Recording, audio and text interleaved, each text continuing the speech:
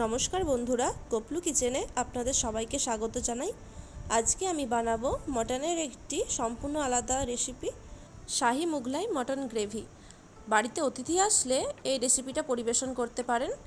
এর স্বাদ মটনের যে কোনো রেসিপির থেকে সম্পূর্ণ আলাদা। তাহলে দেখে নিন বন্ধুরা, আজকে রেসিপিটা আমি কিভাবে বানিয়েছি। আমি এখানে 750 গ্রাম মটন নিয়েছি। মটনটা আমি পরিষ্কার করে ধুয়েই নিয়েছিলাম।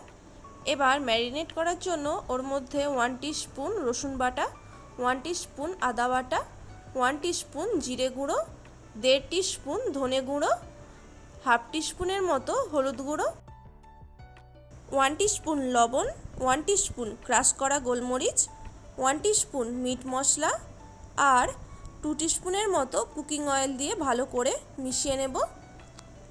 সব কিছু মশলা মটনের সাথে মাখিয়ে নিয়ে 30 মিনিটের জন্য ঢাকা দিয়ে আমি ম্যারিনেশনে রাখবো।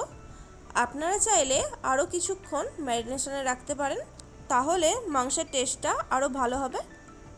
এবার একটি কড়াইয়ের মধ্যে পরিমাণ মতো সাদা তেল দিয়ে দেব। আমি কিন্তু সম্পূর্ণ রেসিপিটা সাদা তেল দিয়েই বানাবো। এবার তেল গরম হয়ে গেলে ওর মধ্যে বড় সাইজে 3টে পেঁয়াজ কুচি দিয়ে দেব। পেঁয়াজটা এখানে আমি খুব লাল করে ভাজবো না, কালারটা হালকা চেঞ্জ হওয়া পর্যন্ত ভেজে নেব। দেখুন পেঁয়াজের কালারটা হালকা চেঞ্জ হয়ে গেছে। এবার এর মধ্যে দিয়ে দেব ঝালের জন্য 8টার মতো কাঁচা লঙ্কা। কাঁচা লঙ্কাগুলো হালকা একটু চিড়ে দিয়েছিলাম। এবার এটিকেও পেঁয়াজের সাথে একটু নাড়াচাড়া করে নিচ্ছি। এরপরই ওর মধ্যে দিয়ে দেব 50 গ্রামের মতো কাজু। এটিকেও সামান্য একটু ভেজে নেব। এবার এগুলিকে হালকা একটু ভেজে নেওয়ার পর তেল থেকে ছেঁকে একটি পাত্রে তুলে নেব। এই মশলাগুলিকে মিক্সিতে ব্লেন্ড করে নেব, সেই জন্য একটি পাত্রে তুলে কিছুক্ষণ ঠান্ডা করে নিতে হবে। দেখুন মশলাগুলো একটি পাত্রে তুলে নিয়েছি। কিছুক্ষণ এভাবে রেখে ঠান্ডা করে নেব, তারপর এটিকে ব্লেন্ড করব। এগুলি ঠান্ডা হয়ে যাওয়ার পর মিক্সির মধ্যে দিয়ে দিচ্ছি ব্লেন্ড করার জন্য। এরই সাথে এর মধ্যে দিয়ে দেব কিছুটা পরিমাণে ধনেপাতা আর দিয়ে দেব টক দই। আমি এখানে সব মিলিয়ে 70 গ্রামের মতো টক দই দিয়েছি। একই প্রসেসে দুবার ব্লেন্ড করে নিয়েছিলাম, অর্ধেক অর্ধেক করে। এবার সব কিছুকে খুব ভালোভাবে ব্লেন্ড করে নিতে হবে। দেখুন মশলাটা কত সুন্দর তৈরি হয়ে গেছে। এবার এটিকে একটি পাত্রে ঢেলে নেব। পেঁয়াজ ভাজার পর কড়াইয়ের মধ্যে যে তেলটা বেঁচেছিল ওরই মধ্যে 5টা ছোটো এলাচ, 7 থেকে 8টার মতো লবঙ্গ, 1/4 টিস্পুন জয়িত্রী দিয়ে দেব। এবার এই গোটা মশলাগুলোকে 10 সেকেন্ডের মতো ভেজে নেব। মশলাগুলো থেকে সুন্দর গন্ধ বেরোলে ওর মধ্যে ম্যারিনেট করে রাখা মটনটা দিয়ে দেব। এবার গ্যাসের ফ্লেমটা বাড়িয়ে নিয়ে মটনটা 10 মিনিটের মতো কষিয়ে নিতে হবে। হাই ফ্লেমেই মটনটা 10 মিনিটের মতো প্রথমে নাড়াচাড়া করে নেব। তারপর এটিকে ঢাকা দিয়ে কিছুক্ষণ কষিয়ে নিতে হবে।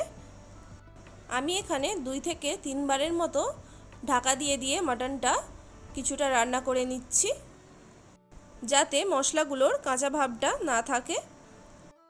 মটনটা হাই ফ্লেমেই রান্না করতে হবে। ঢাকা দেওয়ার কারণে মটন থেকে অনেকটা জল বেরোবে, তাই তলায় লেগে যাওয়ার কোনো ভয় নেই। মটনটা এভাবে কিছুক্ষণ ঢাকা দিয়ে রান্না করার পর মশলার কাঁচা গন্ধটাও চলে যাবে, আর মটনের মধ্যে যে এক্সট্রা জলটা ছিল সেটাও প্রায় শুকিয়ে যাবে। এরপর মাংসটা সেদ্ধ হওয়ার জন্য ওর মধ্যে পরিমাণ মতো গরম জল দিয়ে দেব।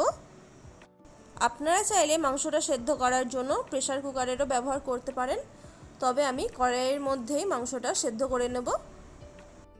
পরিমাণ মতো জল দিয়ে মাংসটা একটু নাড়াচাড়া করে নিচ্ছি। এরপর জলটা ফুটতে শুরু করলে ওর মধ্যে স্বাদ মতো লবণ দিয়ে দেব। আমি এখানে একটু বেশি পরিমাণেই লবণ দিয়েছি, কারণ পেঁয়াজ বাটার যে মশলাটা তৈরি করে রেখেছিলাম ওর মধ্যে একটুও লবণ দেওয়া ছিল না, আর ওটা শেষে অ্যাড করতে হবে। এবার ঢাকা দিয়ে মাংসটা আমি সেদ্ধ করে নিচ্ছি। আমি এখানে প্রায় 20 থেকে 25 মিনিটের মতো ঢাকা দিয়ে মাংসটা সেদ্ধ করে নিয়েছি। আর আপনারা যদি প্রেসার কুকারে বানিয়ে থাকেন তাহলে 4টে সিটি দিলেই মাংসটা রেডি হয়ে যাবে।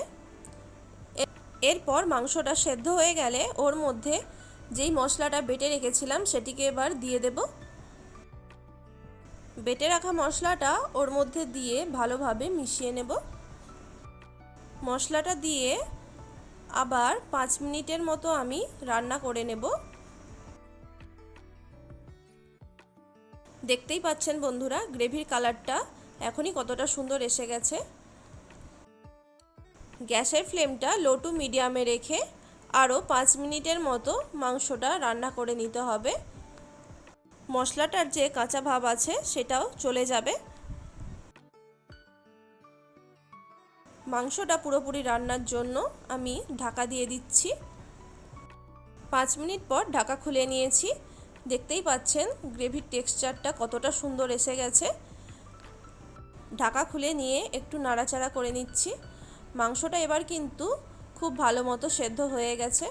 এবার সবশেষে 1 চামচের মতো বাটার দিয়ে দেব আর 4টের মতো কাঁচা লঙ্কা দিয়ে দেব আর দিয়ে দেব হাফ টিস্পুনের মতো মিট মশলা। দেখুন বন্ধুরা, আজকে আমার শাহি মোগলাই মটন গ্রেভি সম্পূর্ণ তৈরি হয়ে গেল। রেসিপিটা কেমন লাগলো অবশ্যই কমেন্ট করে জানাবেন। ভালো লাগলে ভিডিওটিতে একটি লাইক করে দেবেন আর অবশ্যই রেসিপিটা বাড়িতে একবার হলেও বানিয়ে খেয়ে দেখবেন। আর আমাদের চ্যানেলটিকে এখনও যদি না সাবস্ক্রাইব করে থাকেন, প্লিজ সাবস্ক্রাইব করে আমাদের চ্যানেলের পাশে থাকবেন। ভালো থাকবেন, সুস্থ থাকবেন। রেসিপিটা সম্পূর্ণ দেখার জন্য অসংখ্য ধন্যবাদ। আবার ফিরে আসবো এইরকম নতুন ধরনের কোনো একটি রেসিপি নিয়ে। ধন্যবাদ।